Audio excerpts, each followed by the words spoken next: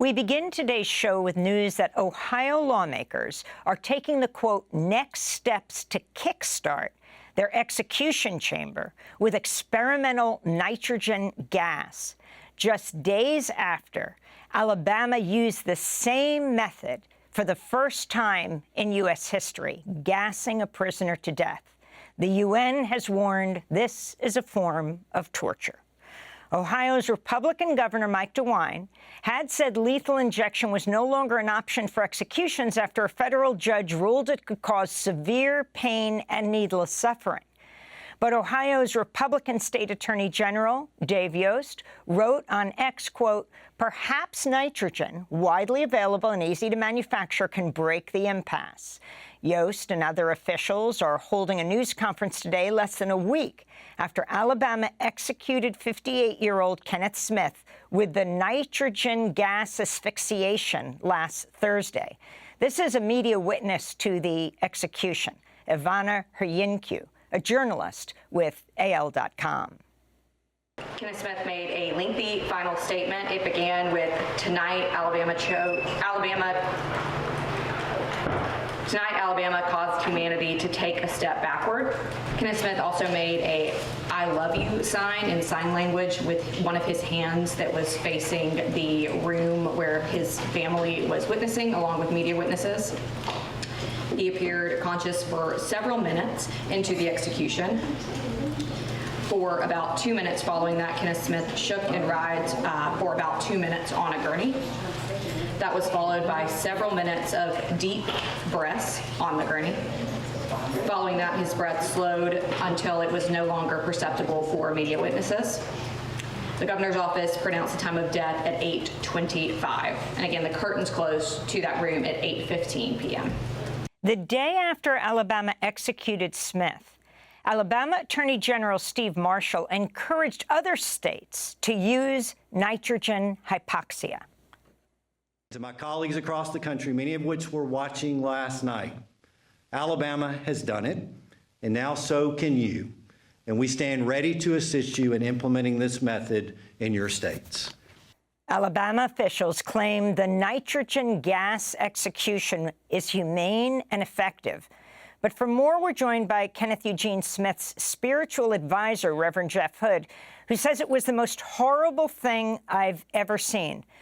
Welcome to Democracy Now!, Jeff. So you were there watching Smith die, watching him gassed to death. Describe what you saw. And we realize this is not easy. You are just coming off of this execution. Good morning, Amy. Thank you so much. Like I said, it was the most horrific thing I've ever seen. I mean, the gas mask fits from the top of the head to under the chin. It's looks like a firefighter's mask. Once the execution began, it was very clear that Kenny was suffering immensely. He begins to pump back and forth. It really looked like a fish out of water, a fish on a dock. As he pumps back and forth, the gurney was shaking. Very clear he was resisting or pushing against the restraints. Every time he pushed forward, his face would thrust into the mask. The mask was tied to the gurney by two, short, small pieces of material. So every time he came forward, his face would slam into the front of the mask.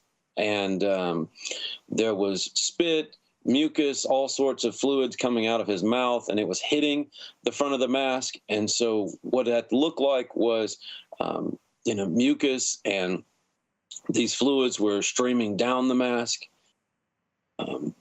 He was very clearly in unbelievable duress. His face was turning purple and red.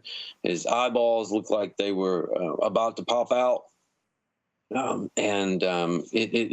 It was horrible. It was absolutely horrible, and it was shocking that this is taking place in a nation that prides itself on being one of the human rights leaders of the world.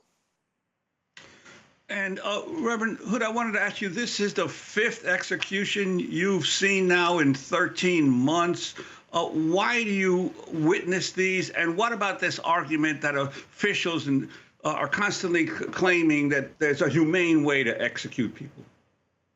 I mean, for me, there's 2 reasons. One is to provide witness, like I'm doing right now, to the horror that these executions are. 2 is, of course, to provide spiritual comfort to the guys that I work with. I believe that the message of Jesus is very clear, that we are to love the least of these, those whose society has shunned, the marginalized and the oppressed. With regards to the humaneness of this, anyone who would say that is either a lunatic or a liar. This idea that what we saw last week was textbook or that it was normal or anything like that is absolutely absurd. There is no humane way to kill people. There is only ways to kill people. There's only ways to perpetuate evil. It's hard to believe that as a modern society that we are still so addicted to killing each other. And of course, as we kill each other, we teach each other, we teach our young people to continue killing as a form of vengeance and as a perpetuation of violence.